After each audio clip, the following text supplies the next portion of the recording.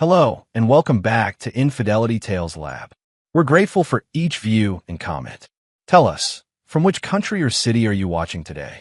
We enjoy connecting with our global audience. Now, let's dive into today's story. Chapter 1. Before the Fall. Damon Westerly was born from struggle.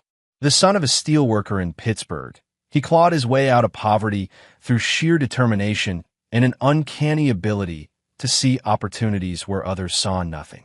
By 45, he had transformed himself into a successful construction company owner with government contracts spanning 3 states. At 30, he met Vanessa during a charity gala. With her ash blonde hair and piercing gray eyes, she had captivated the room.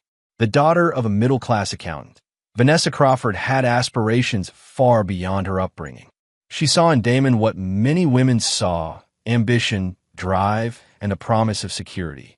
Their courtship was brief but intense. 6 months after their first date, they married in a lavish ceremony that became the talk of their social circle.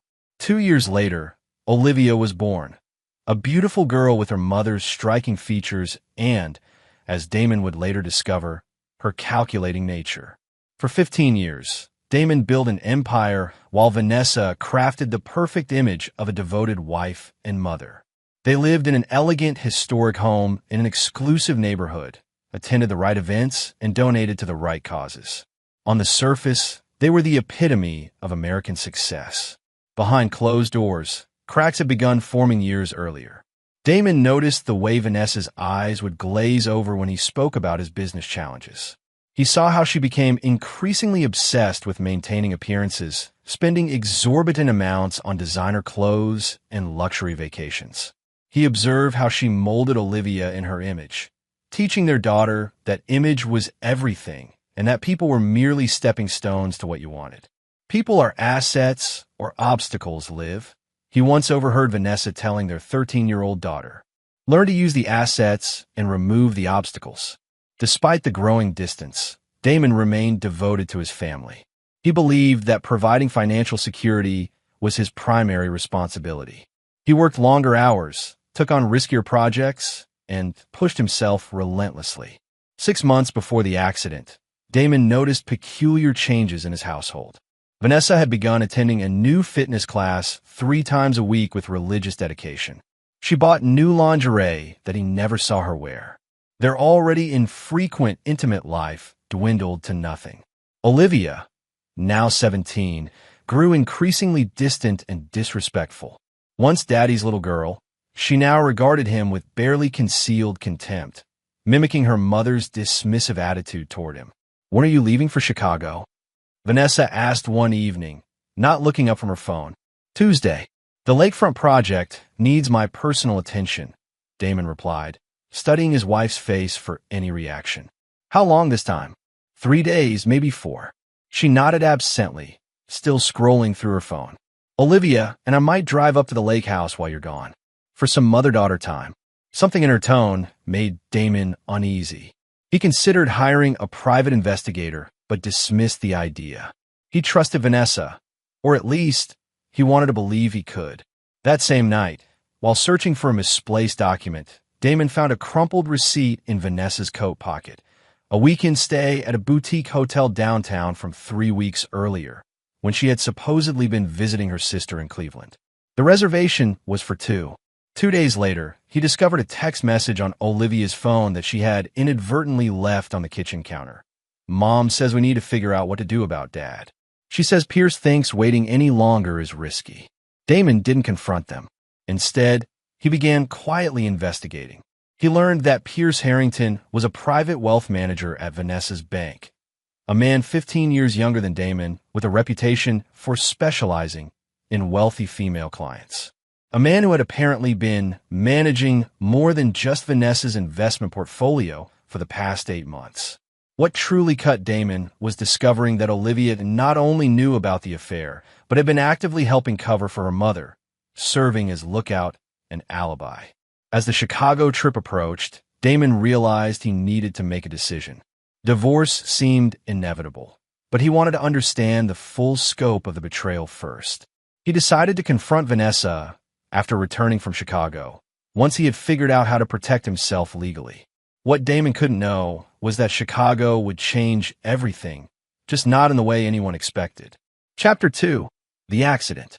The Lakefront project in Chicago was Damon's most ambitious venture yet, a mixed-use development that would transform a neglected section of industrial waterfront into luxury condominiums, upscale retail, and public green spaces.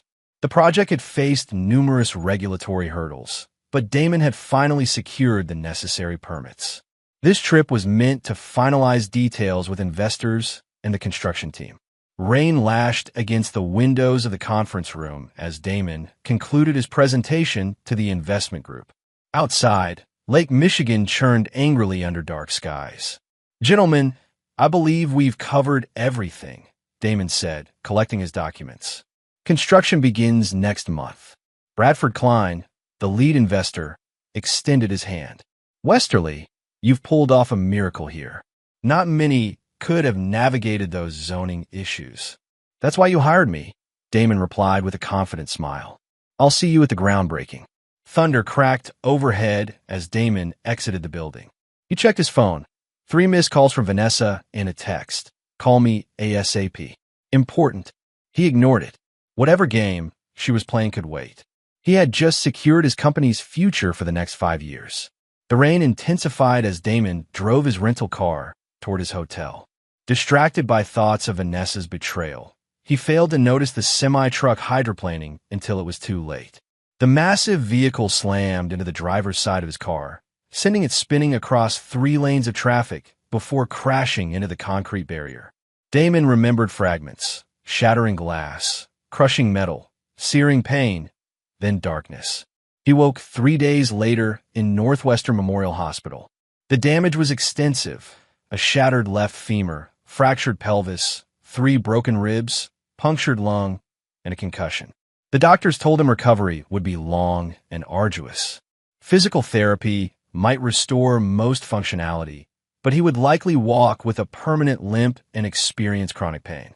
Vanessa arrived the following day, her face a practiced mask of concern.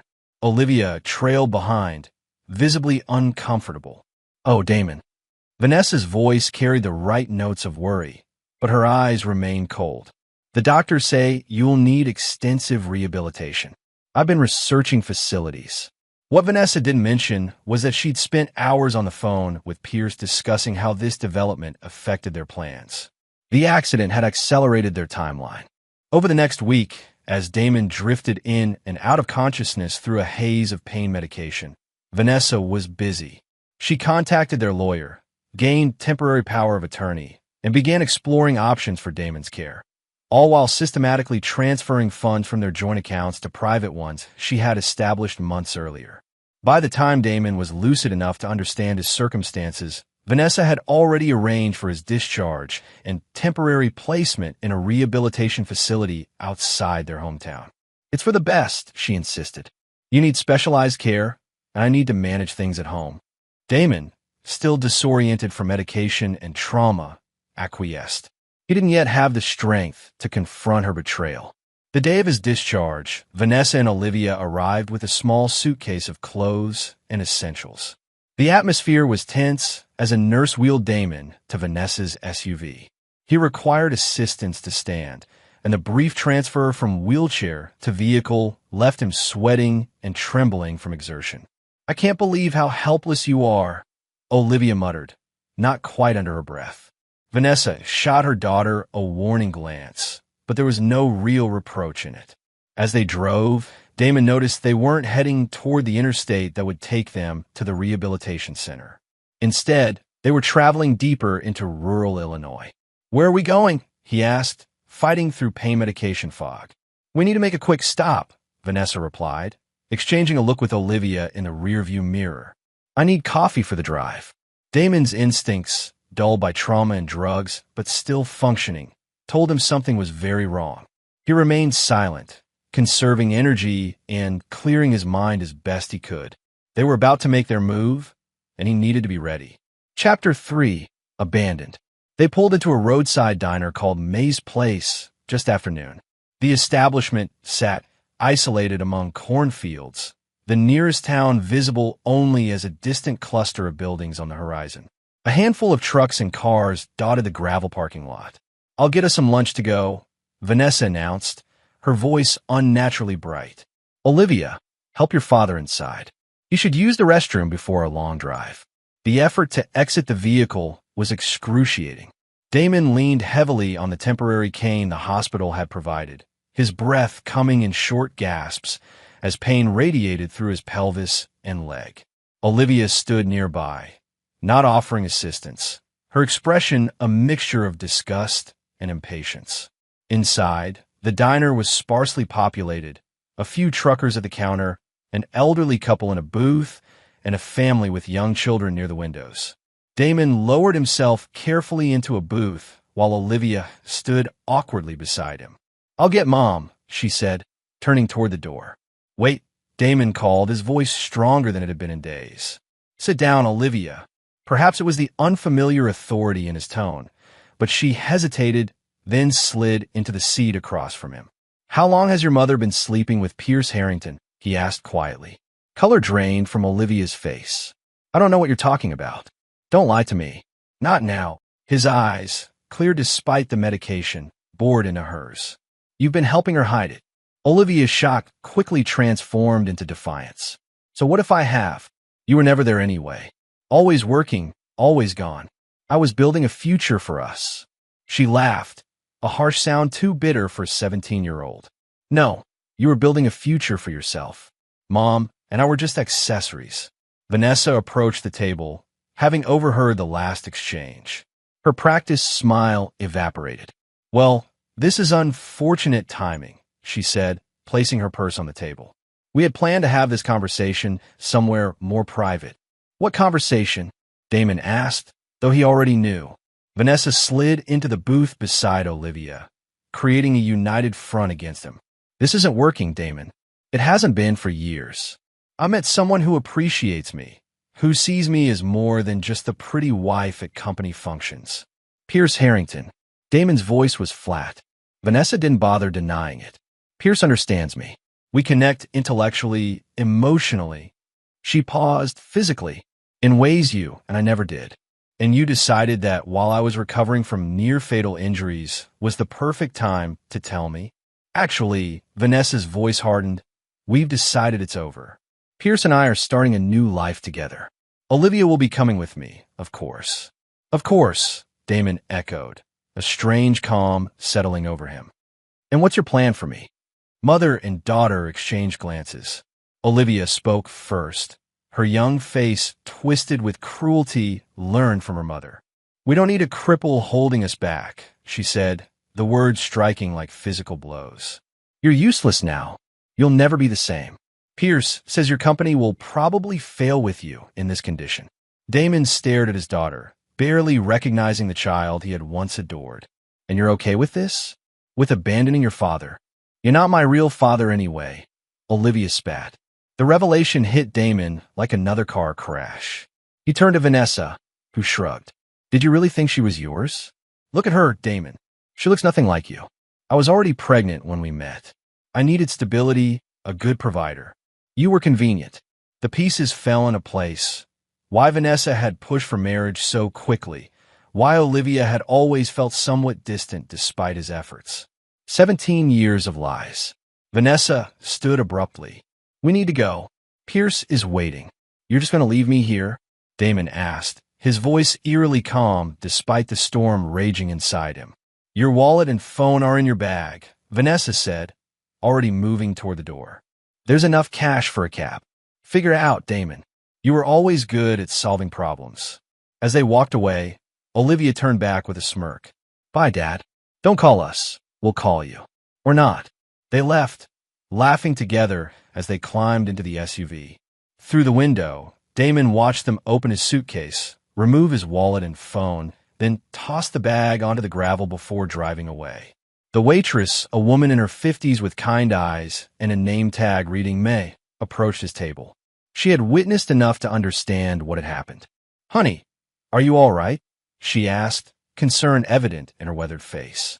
"Not particularly," Damon replied with surprising steadiness. "My wife and daughter just abandoned me here. They took my wallet, phone, everything." May's expression darkened.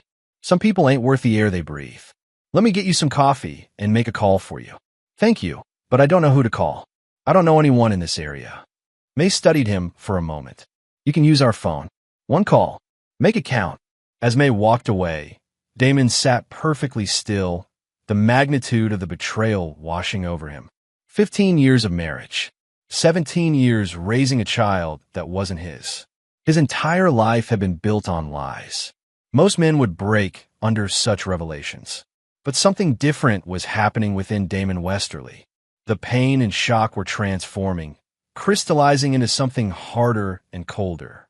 By the time May returned with the diner's cordless phone, his eyes had changed, the warmth replaced by steely resolve. Here you go, honey. One call. Make it a good one, May said, placing the phone before him. Damon stared at it momentarily, then dialed a number from memory.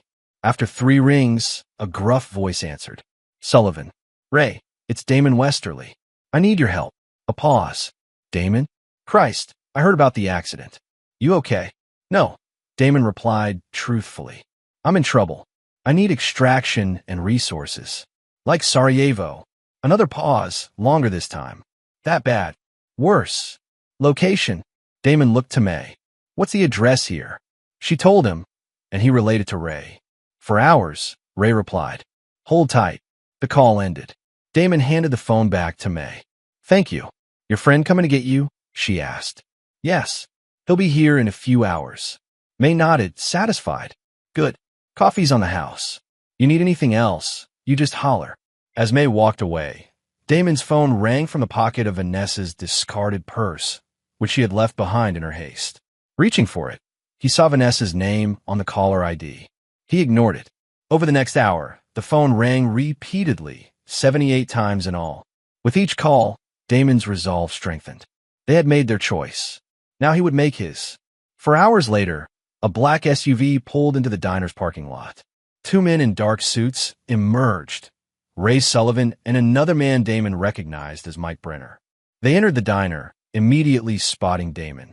Ray, a barrel-chested former Special Forces operator with close-cropped gray hair, approached the table. Damn, you look like hell. Feel worse, Damon admitted. The car's ready. We've got medical support waiting at the safe house. With their help, Damon stood painfully. As they assisted him toward the door, he stopped at the counter where May was working. Thank you, he said sincerely. You showed kindness to a stranger today. I won't forget it. May waved him off. You take care of yourself. And when you're back on your feet. She leaned closer, her voice dropping. Make those bastards pay. Damon's smile was cold and certain. Count on it. As they drove away from May's place, Ray glanced at Damon in the rearview mirror. What's the play here, boss? Damon stared out the window at the passing landscape. His face hardened into a mask of determination. First, we heal. Then we plan. Then we destroy them. All of them. Sounds personal, Mike commented from the passenger seat.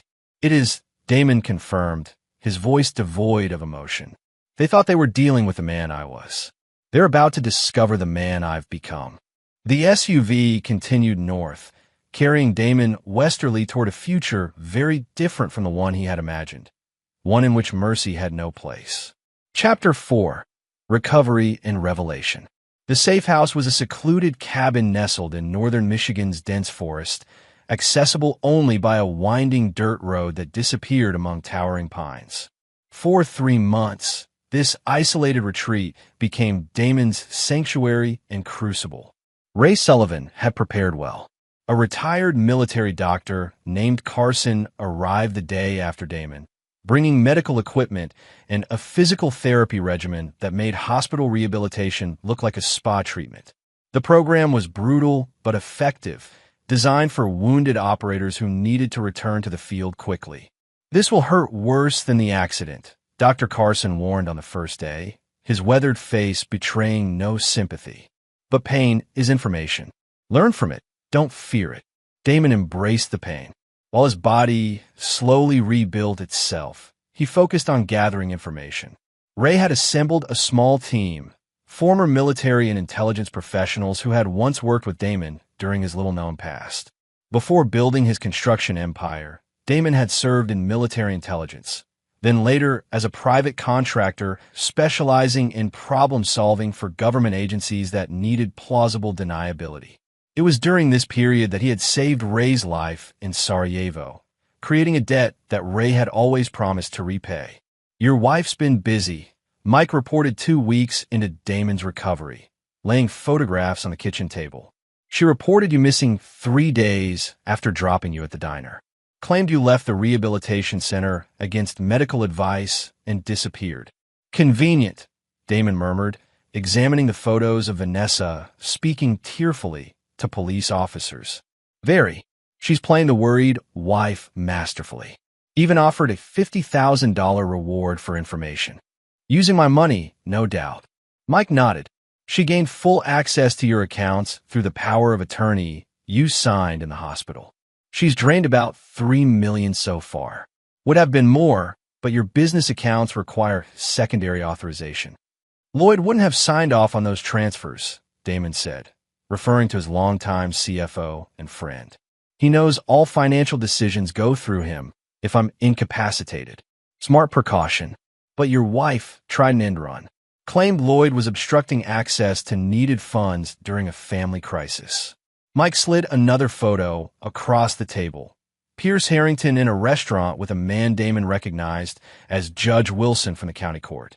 "They're seeking a court order to remove Lloyd and install Harrington as interim financial advisor to your company." Rage flashed across Damon's face before he controlled it. "Judge Wilson was a guest at my fundraiser last year. He sat at my table, drank my scotch, and promised support for the children's hospital I funded." "Loyalty's cheap these days," Ray commented, entering with coffee mugs. "But we've got more. Tell him about the daughter, Mike." Mike hesitated. "This might be difficult to hear." "I already know she's not mine," Damon said flatly. "What else?" "She's been romantically involved with Harrington's son, Trevor, for at least 6 months. She turned 18 last week and moved into Trevor's apartment the same day." This revelation hit harder than Damon had expected. Despite learning Olivia wasn't his biological daughter, 17 years of raising her had created genuine attachments. The knowledge that she had been part of the conspiracy, sleeping with the son of her mother's lover while helping destroy the man who had raised her, cut deeply. "And there's more," Mike continued reluctantly. "Vanessa is pregnant. For months along, according to medical records we accessed. Harrington's the father." Damon absorbed this final betrayal in silence, his face unreadable. The others exchanged concerned glances, uncertain how he would react. When he finally spoke, his voice was calm, controlled. "Show me everything you have on Harrington. I want to know who he is, who he answers to, every account he manages, every client he serves, every secret he keeps." Over the following weeks, as Damon progressed from Walker to Kane, the team compiled an extensive dossier on Pierce Harrington. The picture that emerged was illuminating. Harrington wasn't merely an ambitious wealth manager. He was a calculated predator with a pattern of seducing wealthy female clients, manipulating them into lucrative financial arrangements, then discarding them. Vanessa was simply his latest target, perhaps his most ambitious one. Through her, he aimed to gain control of Damon's construction company and its substantial government contracts. "He's done this before," Damon observed, reviewing the files. 3 times in the past decade. Always married women with significant assets." "Yes, but never at this scale," Ray confirmed. "Your company represents a much bigger prize than his previous conquests." By the 6th week of recovery, Damon could walk unassisted for short periods. The chronic pain remained, but he had learned to function through it, even use it, the constant reminder of betrayal fueling his resolve. During physical therapy one morning, Dr. Carson observed, "Your recovery rate is remarkable. Most patients with your injuries would still be in a wheelchair." "Most patients aren't motivated by revenge," Damon replied, completing another punishing set of exercises. "Is that what drives you?" "Revenge." Damon considered the question. "Justice," he finally answered. "They decided I was worthless, disposable. They need to understand the consequences of that miscalculation." In the cabin's makeshift command center, the team continued gathering intelligence. They discovered that Harrington had convinced Vanessa to file for divorce, claiming abandonment. The courts were processing the request, with Vanessa's lawyer arguing that Damon's disappearance constituted desertion. They're pushing for asset division before you're declared legally dead, Mike explained. Harrington's got a judge in his pocket who's fast-tracking the proceedings. Judge Wilson, Damon guessed. The same. They're also spreading rumors that you embezzled government funds and fled to avoid prosecution, creating a narrative to explain your disappearance and potentially seize your company through regulatory intervention. Damon's expression darkened. They're not just taking what I have, they're destroying what I built. By the third month, Damon had regained enough strength to begin the next phase. His body would never fully recover. The limp would remain permanent, as would some degree of pain, but he had adapted, transformed his weaknesses into a new kind of strength. On a crisp autumn morning, he stood on the cabin's porch, watching the sunrise paint the forest in brilliant reds and golds. Ray joined him, offering a steaming mug of coffee. "Team's ready," Ray said simply. "What's the objective?" Damon sipped his coffee, his eyes fixed on the horizon. "Not destruction, annihilation. I want them to lose everything. Not just money and status, but their sense of security, their belief in their own cleverness. I want them to know what it feels like to be discarded. And after, I rebuild. Something new, something better." Ray nodded, understanding. Phase 1 begins when you give the word. Damon turned to his old friend, his eyes cold with purpose. The word is given. Let's return from the dead. Chapter 5. Assets and Alliances. Damon's return to civilization was carefully orchestrated. Rather than announcing his survival publicly, he moved with surgical precision, reconnecting with key allies while remaining officially missing. His first meeting took place in the private room of an upscale Chicago restaurant. Lloyd Mercer, Westerly Construction's CFO and Damon's right-hand man for over a decade, nearly dropped his drink when Damon walked in. "Jesus Christ," Lloyd whispered, staring as if seeing a ghost. "We thought you were dead." "That was the general idea," Damon replied, easing into the chair across from him. "Sorry for the theatrics, but I needed time." After ensuring they wouldn't be disturbed, Damon recounted everything: the accident, Vanessa's betrayal, and the subsequent months of recovery. Lloyd listened in stunned silence, his expression shifting from shock to rage. "That conniving bitch," he finally spat. "She's been terrorizing the office for months, demanding access to everything.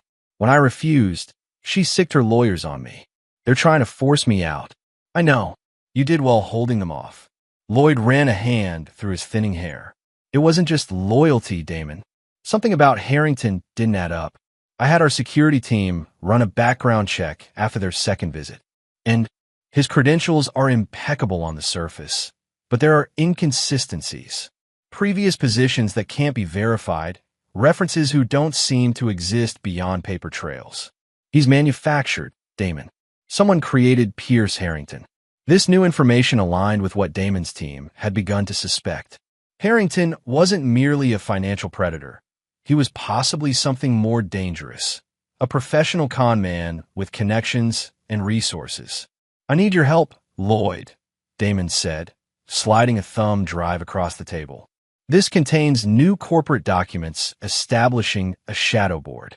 As far as the public record shows, you're still fighting Vanessa for control. But in reality, these new entities will begin acquiring our most valuable assets through a series of shell companies." Lloyd pocketed the drive, stripping the company before they can take it, preserving what matters: the government contracts, the equipment, the key personnel. When Vanessa and Harrington finally gain control, they'll find themselves holding an empty shell. What about the employees? Protected. The new entities will rehire everyone through subsidiary contracts. No one loses their job unless they choose Vanessa's side. Lloyd nodded, impressed by the thoroughness of the plan. "And what's my official position if asked about your whereabouts?" "Concerned, cooperative, but ultimately in the dark. Make them believe you're fighting a losing battle." Their meeting concluded with Lloyd pledging his complete support. "Whatever you need, whenever you need it. Just say the word." Damon's next alliance proved more challenging to secure. District Attorney Catherine Reynolds had built her career on an uncompromising stance against corruption and fraud. She was also one of the few public officials who had consistently refused Damon's campaign contributions over the years, preferring to maintain her independence. They met at her home on a Sunday afternoon, a meeting arranged through mutual connections that didn't appear on any official calendar. Mr. Westerly, she greeted him at the door, her expression revealing neither surprise nor warmth. Interesting to meet someone who's supposedly missing. Thank you for agreeing to see me, Ms. Reynolds. She led him to a modest study lined with law books. I'm listening, but my time is limited. Make your case. Damon laid out the evidence his team had compiled on Pierce Harrington. The pattern of financial predation, the multiple identities, the connections to offshore accounts linked to several financial fraud investigations. He's not just after my wife and company, Damon concluded. He's positioning himself to gain control of government contracts worth hundreds of millions. Contracts that, if mismanaged, could compromise critical infrastructure projects. Reynolds studied the documents, her sharp eyes missing nothing. Why come to me? Why not the FBI or SEC? Because you can't be bought, Damon answered honestly.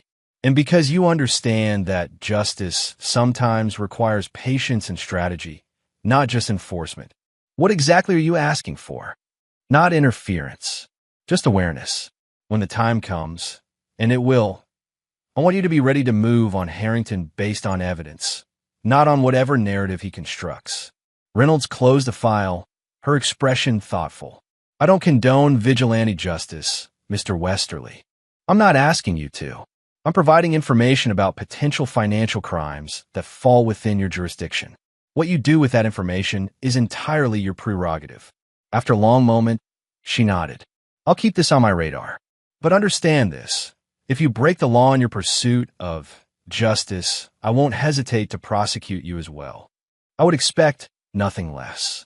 As Damon built his coalition of allies, Ray and Mike worked on infiltrating Harrington's operation. Mike, leveraging his background in corporate espionage, secured a position in the bank's security department. Ray focused on Harrington's personal life, establishing surveillance on his residence, office, and regular haunts. Their efforts yielded valuable intelligence. Harrington maintained a separate apartment where he conducted business away from Vanessa's knowledge. He had regular meetings with men identified as having connections to organized crime in Boston and Philadelphia. Most importantly, they discovered he was preparing to move substantial funds offshore once the court granted him control of Damon's assets. He's planning to gut your company and disappear, Ray reported during their weekly briefing at a secure location. Vanessa's just another mark to him. Once he has what he wants, he'll discard her like the others. Does she suspect anything? Damon asked. No. She's completely committed to the fantasy he's selling. Marriage, family, social prominence. She believes they're building a future together. Damon absorbed this information without visible emotion. And Olivia? Mike hesitated before answering. She's fully integrated into Harrington's world. Trevor has her wrapped around his finger. She's been helping them access your personal files, providing passwords and information about your private accounts. The daughter helping to destroy the father, Damon murmured. How biblical. By the end of the 4th month, Damon had assembled his resources, loyal employees positioned throughout his corporate structure, legal allies prepared to act when needed, and a comprehensive understanding of his opponent's strengths and vulnerabilities. The final piece came from an unexpected source. May, the waitress from the roadside diner, had not forgotten Damon. Through her own initiative, she had gathered information about Vanessa and Harrington's visits to the small town near the diner, a location they apparently used for clandestine meetings before Damon's accident. They came through every few weeks, May explained during a phone call Ray had arranged. Always flashing money around, treating everyone like servants. They didn't realize that in small towns, people notice everything. May had collected statements from hotel staff, restaurant servers, and local shopkeepers, all documenting Vanessa and Harrington's presence and behavior over the previous year. This timeline proved their affair had begun much earlier than Damon had initially believed, strengthening his legal position regarding asset division. Why are you helping me? Damon asked her. Because I recognize the look of someone who's been betrayed by those they trusted most, May answered simply. And because some wrongs need to be righted. With his network established and resources secured, Damon convened his inner circle for the final planning session. In a renovated warehouse that served as their headquarters, he outlined the strategy that would bring down Harrington and Vanessa. "We now know Harrington's real identity," Damon announced, displaying documents on the large screen. Peter Caldwell, born in Newark, convicted of financial fraud in 2010, but released after testifying against his partners. He disappeared afterward, resurfacing 3 years later as Pierce Harrington with documents created by a known identity broker. Lloyd studied the information with growing alarm. He's not just a con man. He's a cooperating witness who violated his agreement with the federal prosecutor. Exactly, which makes him vulnerable in ways he doesn't anticipate. Over the next several hours, they refined the plan, a multi-layered strategy designed to isolate Harrington from his support systems, expose his fraudulent activities, and ultimately force a confrontation in which he would have no choice but to reveal his true nature. As the meeting concluded, Ray asked the question they'd all been considering. What about Vanessa and Olivia? How far are we taking this? Damon's expression remained impassive. They made their choice when they left me at that diner. They'll experience the full consequences of that decision. No one questioned further. The lines had been drawn, the plans set in motion. Phase 1 was complete. Damon had risen from the ashes of his former life and assembled the weapons needed for his counterattack. Now it was time to spring the trap. Chapter 6, The Gambit. On a crisp December morning, exactly 6 months after being abandoned at May's place, Damon Westerly officially returned from the dead. His reappearance was strategically orchestrated for maximum impact. The quarterly board meeting of Westerly Construction was underway in the company's gleaming downtown headquarters. Vanessa, now acting as Damon's proxy through her power of attorney, sat at the head of the conference table. Pierce Harrington occupied the chair to her right, acting as her financial advisor. They were presenting their vision for the company's future, a restructuring plan that would effectively dismantle its most valuable divisions while creating new executive positions with extraordinary compensation packages. Lloyd Mercer sat stone-faced as Vanessa detailed how the company would honor Damon's legacy while pivoting toward more innovative business models, euphemisms for the systematic looting they had planned. Before we vote on these proposals, Lloyd interjected when she finally paused, "I believe we should address the elephant in the room." "What elephant?" Vanessa asked, irritation flashing across her carefully made-up face. "The question of leadership succession in light of recent developments." Harrington leaned forward. "Mr. Mercer, we've been patient with your obstructionism, but the court has been clear. In her husband's absence, Mrs. Westerly has full legal authority to direct this company as she sees fit." "Fascinating perspective," a new voice commented from the doorway. "I'd be interested to hear more about my wife's vision for my company." The room fell silent as Damon entered, leaning slightly on an elegant black cane. He was thinner than before the accident, his face more angular, but he moved with deliberate confidence. The expensive suit couldn't quite conceal the physical changes wrought by his ordeal, but they somehow enhanced rather than diminished his presence. Vanessa's face drained of color. "Damon? How? Where have you been?" "Recovering. Thinking. Planning." He smiled without warmth. "Please, don't let me interrupt. You were explaining how you plan to honor my legacy while dismantling everything I've built."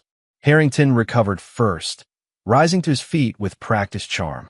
"Damon, this is a tremendous relief. We've been desperately searching for you, worried sick.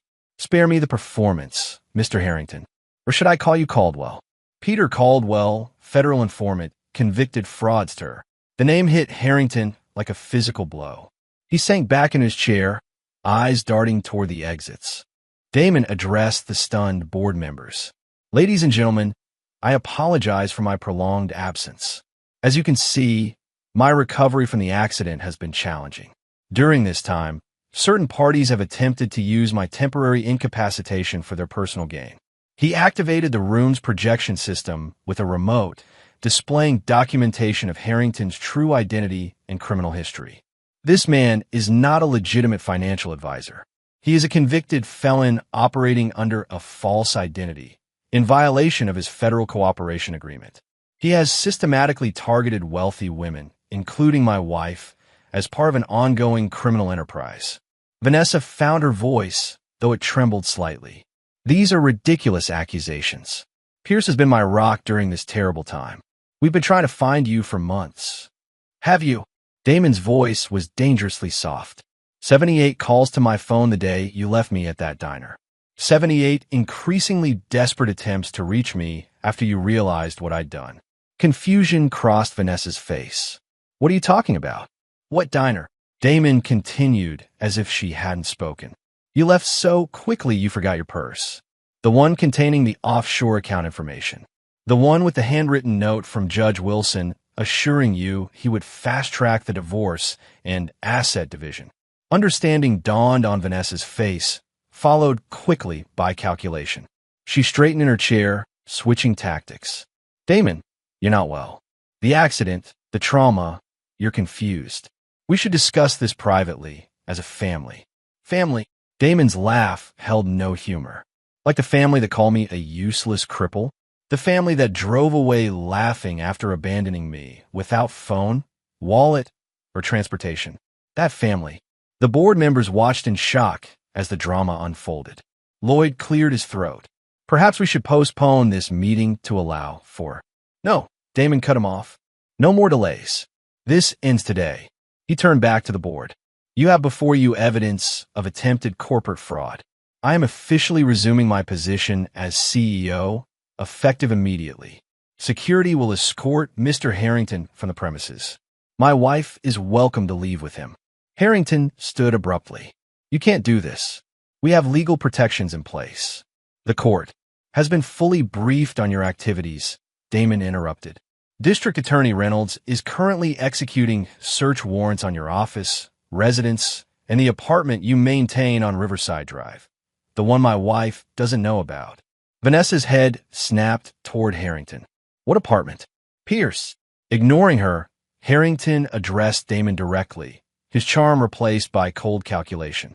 Whatever you think you know, you can't prove intent. I'm a financial advisor doing my job. Your wife sought my professional help during a difficult time. Is that the story you're going with? Damon asked mildly. He activated the projection system again, this time displaying text messages between Harrington and Trevor discussing their long game with Vanessa and Olivia. The messages explicitly outlined their plan to gain control of Damon's assets, including references to the convenient accident that facilitated their timeline. Harrington's composure cracked. Those are private communications. You had no right. Speaking of communication, Damon continued relentlessly. Olivia sends her regrets. She won't be joining us today. She's currently being interviewed by federal agents regarding her role in accessing secured company servers. Trevor is similarly engaged. The color drained from Harrington's face. You're bluffing. In response, Damon played a video clip on the projection screen. Surveillance footage showing federal agents escorting Trevor and a visibly distraught Olivia from Trevor's apartment building. This is happening concurrently across the city, Damon informed the room. Mr. Harrington's network is being dismantled as we speak. His offshore accounts have been frozen. His false identity has been reported to the federal authorities who granted him witness protection. Protection he violated by resuming criminal activities. Vanessa, finally grasping the magnitude of what was unfolding, turned on Harrington. What is he talking about? What have you done? Harrington's response was immediate and brutal, self-preservation overriding any pretense of affection. This is absurd. Vanessa approached me. She orchestrated everything. She told me her husband was abusive, controlling. She begged for my help in escaping him. That's a lie. Vanessa cried. You pursued me. You said we were soulmates. Soulmates. Harrington scoffed. You were a target, a means to an end, just like the others. Others. Vanessa whispered. Enough. Damon interrupted their deteriorating exchange. Security will escort you both out. Mr. Harrington, federal agents are waiting in the lobby.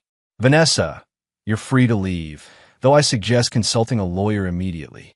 The divorce proceedings you initiated will continue, though perhaps not on the terms you anticipated. As security personnel entered the boardroom, Harrington made a desperate lunge toward Damon. Whether to attack or plead, it wasn't clear. He never reached his target. Ray Sullivan, positioned unobtrusively near the door, intercepted him with practiced efficiency, subduing him with a grip that made the younger man gasp in pain. "That's not necessary, Ray," Damon said calmly. Mr. Harrington was just expressing his frustration at having his plans disrupted. Ray released Harrington, who straightened his suit with as much dignity as he could muster. "This isn't over, Westerly." "For you, it is," Damon replied. "Completely and irrevocably over." As Harrington was led away, Vanessa remained, her carefully constructed world crumbling around her. "Damon, please. We need to talk. This pregnancy is not my concern," Damon finished for her. "You made your choice, Vanessa. Now you'll live with it. You can't just throw away 15 years of marriage." "I didn't," Damon replied, his voice devoid of emotion. "You did." At a roadside diner in Illinois, security approached to escort her out. Before leaving, she made one last desperate appeal.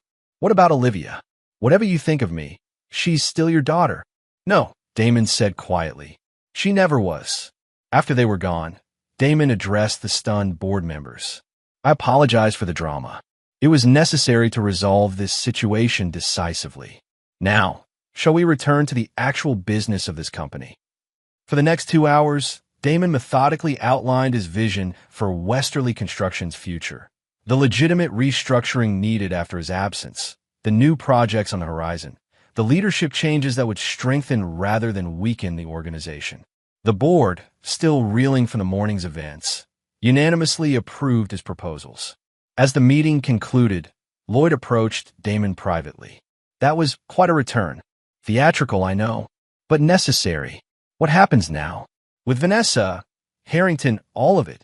Damon's expression revealed nothing. "Phase 1 is complete. Harrington is exposed, his operation compromised. Vanessa is isolated from her support system. Phase 2 begins tomorrow, which is the systematic dismantling of everything they value, starting with their freedom." As Damon left the boardroom, leaning slightly on his cane, the remaining executives exchanged uneasy glances. The man who had returned was not the same one who had left. Something fundamental had changed in Damon Westerly. Something cold and implacable that recognized no limits and offered no mercy. The reckoning had only just begun. Chapter 7. Checkmate. 3 days after Damon's dramatic return, Pierce Harrington sat in an interrogation room at the federal building, his designer suit replaced by prison orange, his confident demeanor eroded by 72 hours of questioning and isolation. Across from him, Assistant U.S. Attorney Brian Winters reviewed a thick file of documents. "Your situation is precarious, Mr. Caldwell. Violation of your witness protection agreement, identity fraud, wire fraud, conspiracy to commit corporate espionage. Shall I continue?" Harrington maintained a veneer of composure. "I have information to trade. Valuable information. About Westerly, his company, government contract irregularities." Winters smiled thinly. "Interesting that you'd mention that. We've thoroughly investigated Westerly Construction over the past several months. Know what we found? Impeccable records. Exceptional compliance. Not even a parking ticket. He's hiding something," Harrington insisted. "Everyone is. Not everyone systematically targets wealthy women and attempts to seize their assets." Winters closed the file. "Your previous cooperation agreement is void. We're proceeding with all charges, including the original ones that were suspended during your cooperation." "Wait." Harrington leaned forward desperately. "What if I could give you someone else? Someone bigger?" "I'm listening." "Bradley Summers." The name hung in the air between them. Bradley Summers was the managing director of First Atlantic Bank, Harrington's employer and one of the most powerful financial institutions in the Northeast. What about him? He knew everything, approved everything. The targeting of wealthy clients, the manipulation of their assets, all of it. It was his program. I was just implementing it. Winters studied Harrington carefully. You're claiming that a systematic predatory scheme targeting wealthy women was officially sanctioned by First Atlantic Bank. Not officially. Plausible deniability and all that. But Summers personally selected the targets, provided the resources, and took a percentage of every acquisition. It was exactly what Damon had predicted. When cornered, Harrington would sacrifice anyone to save himself. This revelation was the key to Phase 2 of Damon's plan, using Harrington to expose corruption that extended far beyond a single financial predator. Across town, Vanessa faced her own reckoning. Returning to the mansion she had shared with Damon, she found the locks changed and security personnel politely but firmly denying her entry. "This is my home," she protested. "My clothes, my jewelry, my personal items are all inside." "I'm sorry, Mrs. Westerly," the security officer replied. "We have strict instructions.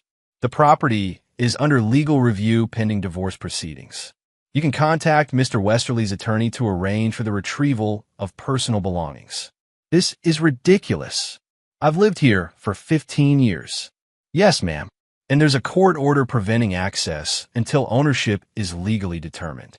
The court order, obtained by Damon's legal team within hours of his return, cited evidence that Vanessa had attempted to transfer ownership of multiple properties during Damon's disappearance, constituting potential fraud.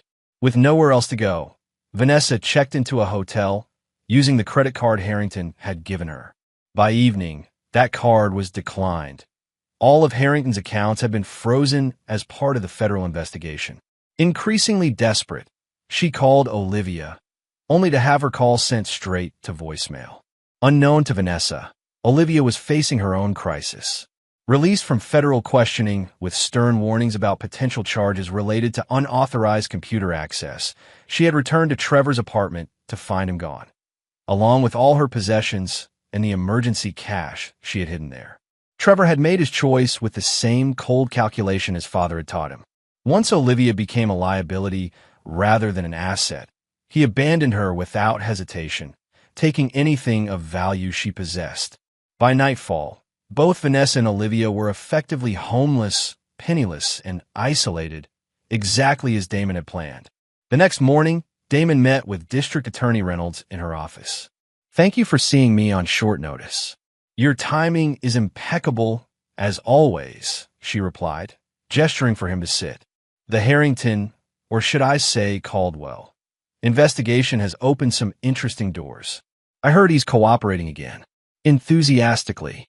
"He's implicated half the executive team at First Atlantic in what appears to be a systematic fraud operation targeting wealthy clients. The SEC is involved now, along with federal prosecutors." Damon nodded, unsurprised. "And my wife's role in all this?" Reynolds studied him carefully. "That's where things get complicated. Technically, she hasn't committed any crimes. Being manipulated by a con man isn't illegal. The attempted asset transfers during your absence were initiated under her legal power of attorney. Morally questionable, perhaps, but not clearly criminal." "I understand," Damon replied calmly. "I'm not seeking criminal charges against Vanessa. My interests lie elsewhere, with Harrington and his superiors." "Precisely. The infection goes deeper than one predatory financial advisor. First Atlantic has been running this operation for years, targeting vulnerable, wealthy individuals, particularly women, and systematically stripping them of assets." Reynolds leaned back in her chair. "You didn't come here to be updated on an investigation you clearly know more about than I do. What do you want, Mr. Westerly?" "A favor. When you move on First Atlantic, I want to be there." "That's highly irregular." "So, is a bank running a systematic fraud operation targeting specific demographics? I can help identify additional victims, connect patterns that might otherwise be missed." Reynolds considered his request. "I can't have civilians involved in law enforcement operations. Not asking to kick in doors. Just to be present when you interview Bradley Summers as a consultant on financial fraud patterns." After a long moment, Reynolds nodded. "I'll arrange it, but you observe only." "Understood. Perfectly." 2 days later, Damon sat silently in an adjacent observation room as Reynolds and federal agents questioned Bradley Summers about First Atlantic's special client initiative. On the surface, Summers maintained composure, denying any knowledge of Harrington's activities. But as evidence mounted, internal emails, transferred files, recorded conversations provided by Harrington, his facade began to crack.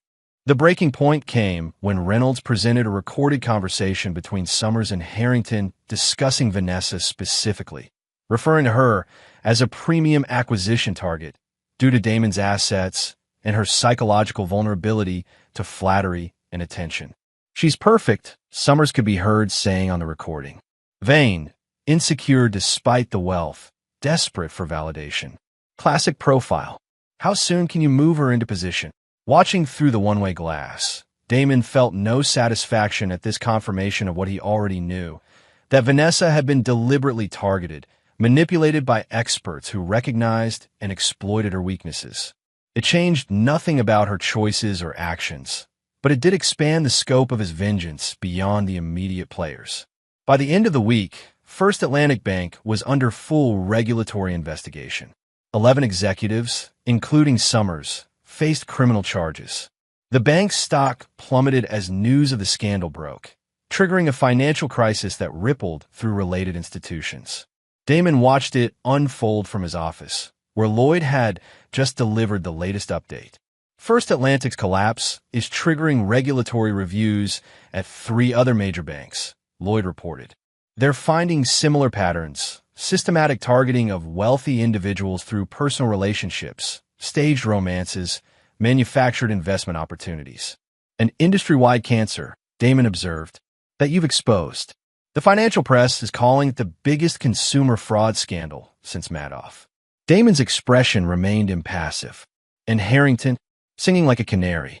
In exchange for reduced charges, he's providing evidence against everyone: Summers, other executives, even his own son. Trevor's been charged with related fraud counts and evidence tampering. A father sacrificing his son to save himself, Damon mused. How fitting. Lloyd hesitated before continuing. "There's something else. Vanessa's been trying to reach you. Persistently. She's staying at a women's shelter downtown. Apparently, all her resources have been cut off. As expected, she's claiming the pregnancy is high risk, seeking emergency financial support pending the divorce settlement." Damon considered this information dispassionately. "Have our legal team arrange for her medical expenses only. Direct payment to providers, no cash. And inform her that any further communication must go through the attorneys." And Olivia?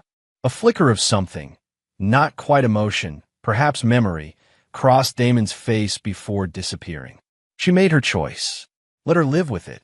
That evening, as Damon reviewed documents in his newly purchased penthouse overlooking the city, his secure phone rang. It was Ray. "Phase 3 is ready," Ray reported without preamble. "May's coordinating locally. Everything's in place for tomorrow." "Good. Anyone getting cold feet?" "Just the opposite. The victims Harrington left behind. They're eager to participate. 5 women whose lives he destroyed. They want closure." Damon nodded, though Ray couldn't see it. "Confirm with May. We move at noon." The final phase of Damon's plan was perhaps the most elegant and the most devastating.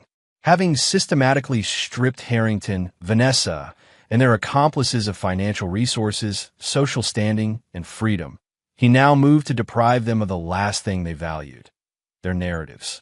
The following day, 5 women gathered in a hotel conference room near the federal building. Each had been victimized by Harrington during his predatory career. Each had lost assets, reputation, and, in some cases, family relationships due to his manipulations. Each had been contacted by May, who had spent months tracking them down through records and social media. May herself presided over the gathering, her waitress uniform replaced by a business-like pantsuit. "Ladies, thank you for coming. You all know why you're here. Today, you'll meet with federal prosecutors to share your experiences with Peter Caldwell, aka Pierce Harrington. Your testimony will ensure he never hurts anyone else." One woman raised her hand hesitantly. "Will we have to see him? I don't think I can face him." "No direct confrontation," May assured her.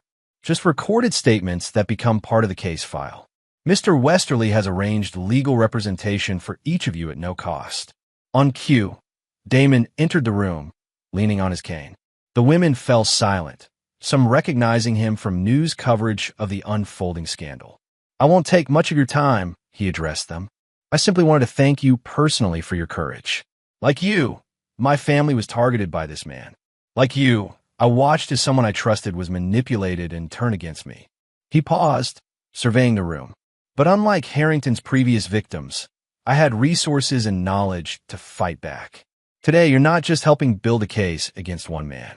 You're exposing a system that has victimized countless individuals. Your voices matter. Your experiences matter." The sincerity in Damon's voice moved several women to tears. One stood and approached him. "My husband left me after believing Harrington's lies about my mental stability," she said quietly. "My children won't speak to me. I lost everything." Damon met her gaze steadily. "I know, and while I can't restore what you've lost, I can promise you this. Harrington and his enablers will pay for what they've done. Not just legally, but completely. They will understand what it means to lose everything they value." As the women prepare to give their statements, Damon left the hotel, his part in this phase complete. The victim testimonies would ensure maximum sentences for Harrington and his superiors. More importantly, they would forever define him as a predator in the public record. No future reinvention, no second chances. Back in his office, Damon received regular updates as events unfolded. Harrington's cooperation agreement collapsed when prosecutors discovered he was still withholding information. Trevor, following his father's example, attempted to trade information for leniency, further implicating both Harrington and Summers in additional schemes. The final piece fell into place when Vanessa, desperate and isolated, approached prosecutors offering to testify about conversations she had overheard between Harrington and his associates. Her statement, while limited in scope, provided collaborative evidence for specific fraud charges. By day's end, the case against First Atlantic's leadership was solidified. The scandal had expanded to include regulatory investigations of 3 additional financial institutions. And Damon Westerly, once left for dead at a roadside diner, had orchestrated one of the most comprehensive takedowns in financial history. That evening, he sat alone in his penthouse, watching the city lights below. The phone call he had been expecting finally came. "It's done," Ray reported.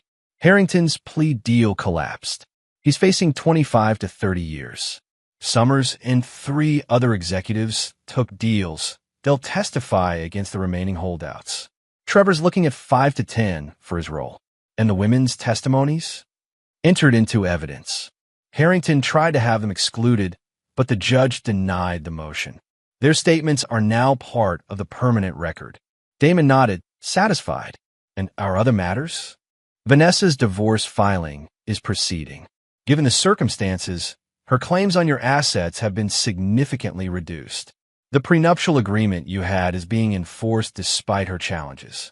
She'll receive the minimum settlement required by law, enough to live on, but not in the manner she's accustomed to. The pregnancy?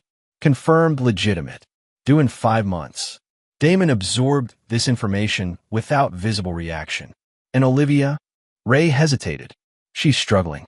Trevor cleaned her out before disappearing. She's been staying with friends, looking for work. No contact with Vanessa. Keep monitoring both situations. No direct intervention." "Understood. Anything else?" Damon considered the question. "Yes. Arrange a meeting with May for tomorrow. I have a proposition for her." The call ended, leaving Damon alone with his thoughts. The plan he had set in motion months ago had executed perfectly. Harrington and his network were destroyed. Vanessa and Olivia were experiencing the consequences of their betrayal. Justice, by his definition, had been served. Yet as he gazed out at the city skyline, Damon felt no triumph, no satisfaction, only a cold certainty that what he had done was necessary. The man abandoned at that roadside diner had died that day.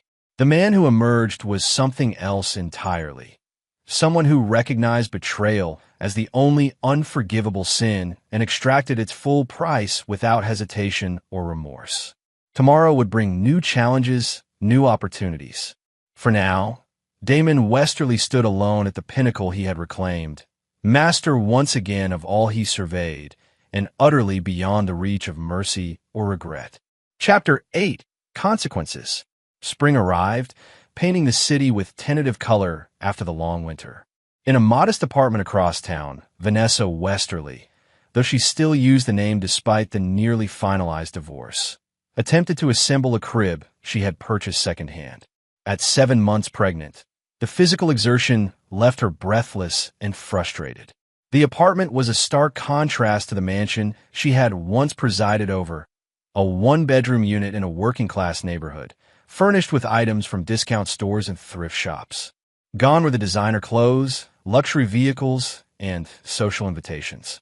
What remained was the growing reality of a life she had never envisioned for herself. The buzzer sounded, startling her. Through the intercom, she heard a familiar voice. "It's Olivia. Can I come up?" Vanessa buzzed her in, hastily attempting to make the apartment more presentable. They hadn't spoken in nearly 2 months, their relationship fractured by mutual blame and recrimination. Olivia entered cautiously, looking thinner and older than her 18 years. Gone was the confident, entitled young woman who had once mocked her father's disability.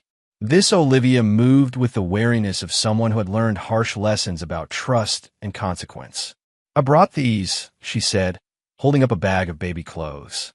"Found them at a church donation center. They're not fancy, but they're clean." "Thank you," Vanessa replied, accepting the offering. An awkward silence fell between them. Olivia surveyed the half-assembled crib. "Need help with that?" "Please." They worked together quietly, mother and daughter finding temporary common ground in the practical task. When the crib was finally assembled, they sat on Vanessa's worn sofa, the weight of unspoken words hanging between them. "Have you heard from him?" Olivia finally asked. Vanessa didn't need to ask which him, she meant. Only through lawyers. "The divorce will be final next month. I'm getting the legal minimum, enough for basic support for a few years. Then I'm on my own. And the baby? He's acknowledged paternity, but waived all parental rights. He'll pay child support as legally required, nothing more." Olivia nodded, unsurprised. "That's more than he's done for me. You're not his biological child, Liv. You never were. I know that now. But I was raised as his daughter for 17 years. That should count for something." Bitterness tinged her voice. "Instead, he's erased me completely. No contact, no support, nothing." Vanessa sighed, resting a hand on her swollen belly. "We did this to ourselves, Olivia. We chose Pierce. Peter, whatever his name was. We betrayed Damon in every possible way. Did you really expect forgiveness?" "Not forgiveness. Just..." Olivia struggled to articulate what she wanted. "Recognition that I exist. That those years happened. They did happen, but they meant something different to him than they did to us." Vanessa's tone held resignation rather than anger. "We saw him as a provider, a means to the lifestyle we wanted. He thought he was building a family." The truth of this statement hung in the air between them, a belated recognition of the fundamental disconnect that had defined their family. Across the city, Damon concluded a board meeting at Westerly Construction Headquarters. The company had not merely survived the turmoil of the past year, it had thrived. With Damon's return and the strategic restructuring he had implemented, their government contracts had expanded and new private sector opportunities had emerged. As the executives filed out, Lloyd remained behind. "The first Atlantic trial dates have been set. Prosecutors want to confirm your availability to testify." "I'll be there," Damon replied, organizing documents into his briefcase. "Any other updates?" Lloyd hesitated. "Personal matter. Vanessa's obstetrician contacted our legal department. There are complications with the pregnancy, nothing life-threatening, but requiring additional monitoring. Insurance questions." Damon's expression revealed nothing. "Ensure all medical expenses are covered as outlined in the settlement agreement. No restrictions on necessary care." "Understood." "And," Lloyd paused, choosing his words carefully, "there's been a development with Olivia. She's applied to State University for the fall semester, seeking financial aid and student loans since she's no longer eligible for the college fund you established. For a brief moment, something flickered across Damon's face. Not quite regret, perhaps something closer to recognition. Then it was gone, replaced by his now customary impassivity. "That's her prerogative," he replied neutrally. "Was there anything else?" Lloyd shook his head, knowing better than to push the issue. "The new lakefront project proposals are ready when you are."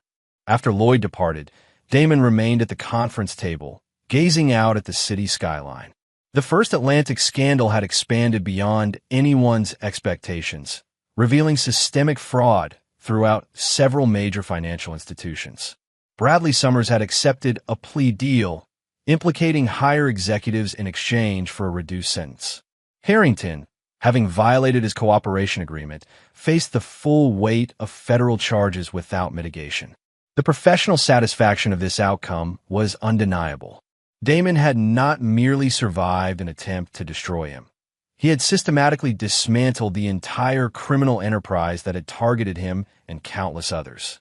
Yet personal satisfaction remained elusive. The hollowness that had taken root the day of his abandonment persisted, unaffected by his victories or the suffering of those who had betrayed him. His phone chimed with a message from Ray. Meeting confirmed. May arriving at 2 p.m. Damon checked his watch. He had just enough time to review the documents for his next appointment before May's arrival. At precisely 2 p.m., May was shown into his office. She had transformed significantly since their first encounter at the roadside diner. Her waitress uniform replaced by a tailored business suit, her formerly tired expression now reflecting confidence and purpose. "Mr. Westerly," she greeted him, extending her hand. "Or should I just call you Damon now that I'm officially on your payroll?" "Damon is fine," he replied, gesturing for her to sit. "How is the program progressing?" The program was Damon's newest initiative, a foundation established to support victims of financial predators like Harrington. May, with her natural empathy and newfound administrative skills, had proven the perfect director for the operation. "We've identified 23 additional victims across 5 states," she reported, providing legal support to 12 who are pursuing civil damages. The support groups are growing weekly. Women who lost everything are finding their voices again. Damon nodded, satisfied.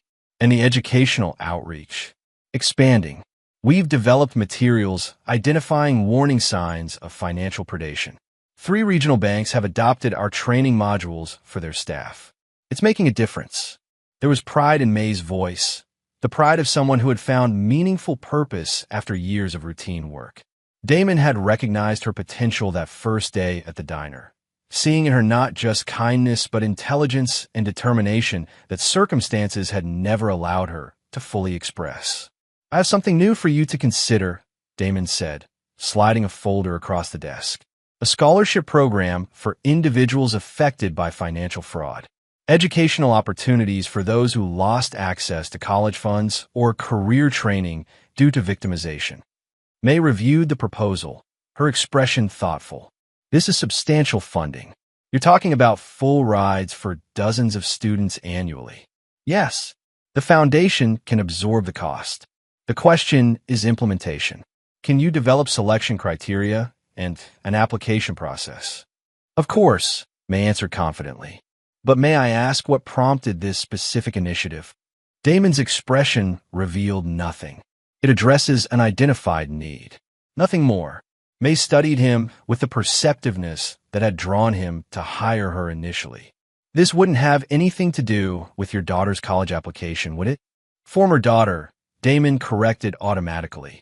"And no, this program will help genuine victims rebuild their lives." May didn't press further, but a knowing look crossed her face. "I'll have preliminary framework by next week. Any specific requirements for eligibility? Keep it broad. Focus on potential rather than past performance. People who've experienced trauma often show inconsistent academic histories." After May departed with the proposal, Damon returned to his scheduled meetings and calls. The rhythm of business, contracts, negotiations, strategic decisions filled the remainder of his day, demanding complete attention and leaving no room for personal reflections. Evening found him alone in his penthouse, reviewing final documents for an upcoming project. A glass of whiskey sat untouched at his elbow, a habit from his former life that now held little appeal. The intercom announced an unexpected visitor, Ray Sullivan. "Sorry to drop in unannounced," Ray said upon entering. "Thought this was better delivered in person." He handed Damon a manila envelope. Inside was a sonogram image and a brief medical report. "Routine monitoring," Ray explained. "As you requested, the pregnancy is progressing. Some concerns about low birth weight, but otherwise stable." Damon studied the sonogram briefly before returning it to the envelope. "Thank you. There's more," Ray continued. "Vanessa's been inquiring about employment opportunities. Limited options given her background. Essentially a trophy wife with no practical experience. She's applied for receptionist positions at several firms." "Not our concern." "Of course not," Ray agreed. "Just keeping you updated as instructed." A long silence fell between the two men, friends and comrades who had endured combat together in both military and civilian settings. Finally, Ray asked the question he had been holding back for months. "Is it enough, Damon? Has justice been served?" Damon considered the question. Justice is an abstract concept. What we've achieved is consequence. Everyone involved has faced the natural outcome of their actions. That's all anyone can expect in this world. And what about your consequences? Ray pressed gently. "You've won, destroyed your enemies, rebuilt your company. But what cost to yourself?" Damon's expression hardened slightly. "That's not relevant, isn't it? The man I knew in Sarajevo, the one who risked his life to save mine, he understood that survival meant more than just continuing to exist. That man died at a roadside diner in Illinois," Damon replied flatly. Ray shook his head. "I don't believe that. Not entirely. The scholarship program May mentioned, that wasn't the action of a dead man." Damon made no response, his face revealing nothing. "Just something to consider," Ray said, moving toward the door. "Revenge is satisfying. Justice is necessary. But neither one is enough to build a life on." After Ray's departure, Damon returned to his work, pushing the conversation from his mind. Yet later, as midnight approached, he found himself opening his laptop and accessing a secured folder of personal files, something he had not done since before the accident. Family photos filled the screen. Holidays, vacations, celebrations spanning 15 years. Vanessa's face in the earlier images showed genuine happiness, before ambition and dissatisfaction had corrupted her. Olivia's progression from toddler to teenager was captured in dozens of moments. First day of school, dance recitals, father-daughter camping trips, all built on lies. Yet the emotions Damon had experienced in those moments had been real. The pride, the love, the sense of purpose that came from believing he was building something that would outlast him. He closed the folder without dwelling on the images. The past was immutable. What mattered was the path forward, shaped by decisions made with clear eyes and unclouded judgment. The following morning brought news that Pierce Harrington had accepted a final plea deal, 30 years without possibility of early parole in exchange for testimony that would dismantle the remainder of the fraud network. His son Trevor received 8 years for his role in the scheme. Damon received this update during his morning briefing with Lloyd, acknowledging it with a brief nod before moving on to company business. The matter was concluded. Justice, by his definition, had been served. That afternoon, he visited the rehabilitation center funded by his foundation, a facility specializing in trauma recovery for accident victims. As he toured the physical therapy department, leaning slightly on his cane, a young therapist approached him. "Mr. Westerly, I hope you don't mind my interrupting. I just wanted to thank you personally for establishing this center. My brother was in a motorcycle accident last year, similar injuries to yours. The care he received here made all the difference." Damon accepted her gratitude with a polite nod. "I'm glad we could help. Recovery is as much about opportunity as it is about determination." "Exactly," she agreed enthusiastically. "With the right support, people can rebuild after even the most devastating losses." Something in her words resonated beyond their immediate context. Damon considered them as he completed his tour, his mind turning over possibilities previously unexamined. That evening, he made a call he had been contemplating for weeks. District Attorney Reynolds speaking. Catherine, it's Damon Westerly. I have a proposition I'd like to discuss. I'm listening. The victim support network we've established through my foundation, I want to expand it. Create a formal partnership with your office to identify and assist victims of financial crimes before they fall through the cracks. Reynolds' interest was evident in her voice. That's ambitious. What are you envisioning exactly? Comprehensive support, legal assistance, financial counseling, psychological services, educational opportunities. A path forward for people who've lost everything. Why now? The First Atlanta case is essentially closed. Damon's response came after a thoughtful pause. Because ending something isn't the same as building something. I've been focused on the former. Perhaps it's time to prioritize the latter. Their conversation continued for nearly an hour, outlining a partnership that would transform victim services across the state. By the call's conclusion, the framework for a new initiative had taken shape, one that would extend far beyond Damon's personal vendetta against those who had betrayed him. As he ended the call, Damon felt something shift within him. Not forgiveness for those who had wronged him, but perhaps the first tentative step towards something beyond revenge. A recognition that destroying what had hurt him was only half the equation. Building something meaningful from the aftermath might be the greater challenge, and ultimately, the more significant victory. The man who had been abandoned at May's place would never return. That version of Damon Westerly was indeed gone forever. But perhaps from those ashes, something new could emerge, something harder and colder, yes, but also wiser and more purposeful than before. Not healing, exactly, but evolution. Chapter 9, Genesis. 1 year to the day after Damon's abandonment at May's place, a series of events unfolded across the city, each bearing his invisible signature. At State University, the registrar processed a scholarship award for Olivia Crawford, her legal name since the divorce, having abandoned the Westerly surname. The funding came through the Phoenix Foundation, a nonprofit organization supporting individuals impacted by financial fraud. The scholarship covered full tuition, housing, and a modest living stipend. Olivia, who had been preparing to take out substantial student loans, stared at the notification in disbelief. The award letter specified no conditions beyond maintaining academic standing.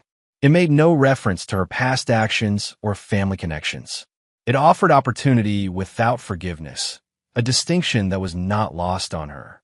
After confirming the award was legitimate, she sat in her small apartment, tears streaming down her face. Not tears of gratitude or relief, but of complex recognition, understanding that this represented not reconciliation, but a final statement. A door simultaneously opened and permanently closed. Across town, Vanessa received a certified letter from an unknown law firm. Inside was a deed to a modest 3-bedroom house in a respectable neighborhood, along with documentation transferring ownership into a trust established for her infant son, Michael. A separate notice informed her of a position as an administrative assistant at a property management company, a job for which she had not applied, but which matched the limited skills on her recently created resume. The letter contained no personal message, no signature beyond the attorney's. Yet Vanessa understood its meaning as clearly as if Damon had spoken directly. Provision without pardon, responsibility without reconciliation. She held her 6-month-old son, studying his features, Harrington's eyes, her mouth, no trace of the man who had arranged this lifeline despite having every reason to wish them hardship. Michael would grow up with stability and opportunity, despite the circumstances of his conception and the chaos of his early existence. Whether he would ever know the full story of the man who had ensured this outcome was a question for a distant future. At the federal courthouse, the final sentencing in the First Atlanta case concluded with Bradley Summers receiving 25 years for his role in orchestrating the fraud scheme. Damon attended the sentencing, watching impassively as the financial empire that had targeted him and countless others was officially dismantled. District Attorney Reynolds joined him as he exited the courthouse. "Congratulations. Your testimony was instrumental in securing these convictions." The victims' testimonies were what mattered. Damon corrected her. My role was secondary. Either way, it's over. Justice served. Damon nodded, though his expression suggested more complex thoughts. One chapter ends. Others begin. Speaking of which, Reynolds continued, the governor's office contacted me about your victim support initiative. They're interested in implementing it statewide, possibly as a model for national programs. Good. May will coordinate with your office on the details. As they parted ways, Reynolds studied him with professional assessment. You know, Westerly, when this all started, I thought you were just another wealthy man seeking personal vengeance. I was wrong. What you've built from this tragedy, it's genuinely changing lives. Damon accepted the observation with a slight nod before continuing to his waiting car. The final stop that day was one he had not planned but felt increasingly necessary as the hours passed. The rehabilitation center, where he still occasionally received treatment for chronic pain, had recently added a children's wing, funded primarily through his foundation. He walked through the bright corridors, observing young patients working with therapists, their determination evident despite their challenges. In a hydrotherapy room, a girl of about 10 struggled to move her legs in the heated pool, her face a mask of concentration. That's amazing progress, Emma, her therapist encouraged. 3 months ago, you couldn't feel anything below the knees. The girl's frustrated expression gave way to tentative pride. Do you think I'll ever run again? I think you'll do whatever you set your mind to, the therapist answered. The body has limitations. The spirit doesn't. Damon watched from the observation window, something stirring within him that he had thought permanently extinguished. Not hope, exactly. He had moved beyond such simple emotions. Perhaps recognition of potential, the human capacity to rebuild from devastating loss. That evening, he returned to his penthouse for a scheduled meeting with Ray and May. The Phoenix Foundation had expanded dramatically over the past year, requiring more formal governance and strategic planning. The scholarship program has 57 recipients now, May reported, her natural compassion balanced by newly developed executive skills. Retention rate is 94%. We're making a difference. And the victim support network? Damon inquired. Ray took over, operating in 7 cities. We've helped over 300 individuals rebuild after financial predation. The partnership with law enforcement has been particularly effective, catching victims early in the process before they lose everything. The model works, May added. We're getting inquiries from other states, even federal agencies. They want to replicate what we've built. Damon nodded, satisfied. What had begun as an instrument of his personal vengeance had evolved into something larger and more significant, a systemic response to institutional predation. After reviewing operational updates and approving expansion plans, the formal meeting concluded. May departed for another appointment, leaving Damon and Ray alone. 1 year today, Ray observed, pouring himself a small measure of whiskey from Damon's sideboard. Since the diner. Yes.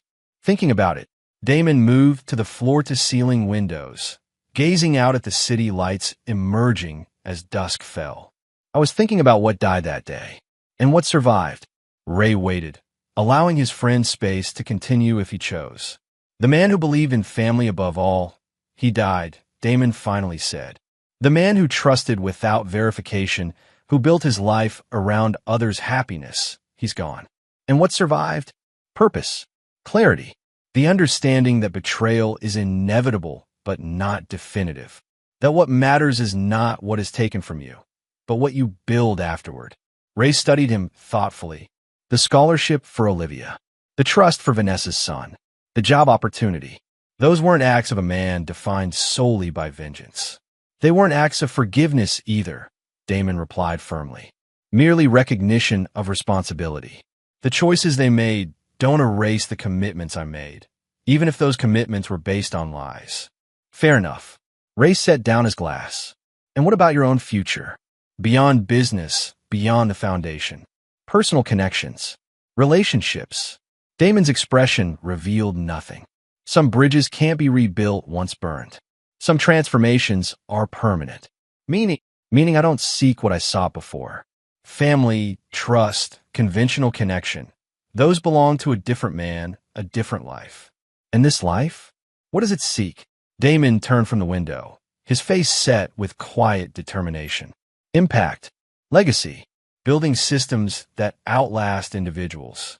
Creating something that can't be destroyed by personal betrayal. Rain nodded, understanding that for his friend, this represented not resignation, but evolution. Adaptation to profound injury, resulting in a different but equally purposeful existence. To new beginnings, then, Ray said, raising his glass. Damon acknowledged the toast with a slight nod, though he didn't drink. New beginnings implied hope, expectation, emotional investment, concepts he had systematically excised from his personal psychology. What remained was something more fundamental, the will to build, to create order from chaos, to transform devastating loss into productive purpose. The man who had been abandoned at that roadside diner had indeed died that day. What rose in his place was neither better nor worse, simply different. Harder, clearer, unburdened by illusions about human nature or the permanence of personal bonds. The following morning, Damon reviewed the final plans for his newest project, a comprehensive mixed-use development transforming a neglected urban neighborhood into affordable housing, community facilities, and business incubation spaces. Unlike his previous developments focused primarily on profit, this project prioritized sustainability and community benefit while maintaining economic viability. As he studied the architectural renderings, his phone alerted him to a news update. Pierce Harrington had been transferred to a maximum security federal facility to begin serving his 30-year sentence. The final chapter in the First Atlantic scandal was officially closed. Damon absorbed this information without visible reaction. Harrington's fate, like Vanessa's, like Olivia's, was merely the natural consequence of choices made. Justice, in Damon's view, wasn't an emotional concept but a mathematical one. Actions generating equal and opposite reactions, a perfect balance maintained by natural law rather than human intervention. Later that day, he visited May's place, the roadside diner where everything had changed a year earlier. He had purchased the establishment 6 months ago, renovating it while maintaining its character and retaining the original staff. Though May herself had moved on to her executive role at the foundation, her name remained, honoring the woman whose simple kindness had marked the beginning of Damon's transformation. The lunch crowd was steady, a mix of truckers, local workers, and travelers passing through. Damon took a seat at the counter, ordering coffee from a young waitress who didn't recognize him as the owner. As he sipped the strong black coffee, his gaze fell on the booth where Vanessa and Olivia had delivered their final cruelties before abandoning him. The memory held no pain now, merely historical significance, like visiting the site of an ancient battle long since concluded. The diner's manager, recognizing Damon, approached with respectful deference. "Mr. Westerly, we weren't expecting you today. Is everything satisfactory?" "Everything's fine, Tom. Just passing through." "Anniversary of sorts, isn't it?" the manager asked cautiously, aware of the diner's significance in his employer's history. Damon nodded slightly. "Something like that." After finishing his coffee, Damon left a generous tip and walked to his car. Before departing, he stood for a moment, gazing at the unremarkable building that had become the fulcrum of his existence, the place where one life had ended and another begun. The man who drove away from May's place that day bore little resemblance to either the successful businessman who had built an empire on trust and connection, or the broken, betrayed husband abandoned by those he loved most. What remained was something forged in that crucible of betrayal, harder, colder, more purposeful. Not healed, transformed. As he merged onto the highway, Damon felt neither triumph nor regret for the path he had chosen. The destruction of those who had betrayed him had been necessary, but ultimately secondary to what came after, the creation of something new from the wreckage of what was lost. His phone rang through the car system, Lloyd calling with updates on the new development project. Damon answered, his voice steady and certain as he discussed next steps, future plans, the continuing work of building something that would outlast personal trauma and betrayal. The road stretched before him, leading not back toward what was lost, but forward into what could yet be created. Not a journey of recovery or redemption, but of genesis, the emergence of something entirely new from the ashes of what came before. A man who never forgave, a man who never forgot, a man who refused to be defined by what was taken from him, choosing instead to be measured by what he built in its aftermath. A phoenix, risen not to reclaim what was, but to create what had never been. And there you have it. Another story comes to an end. What did you think? I'd love to hear your thoughts in the comments below. If you enjoy this story, consider joining our community by subscribing. It means the world to us.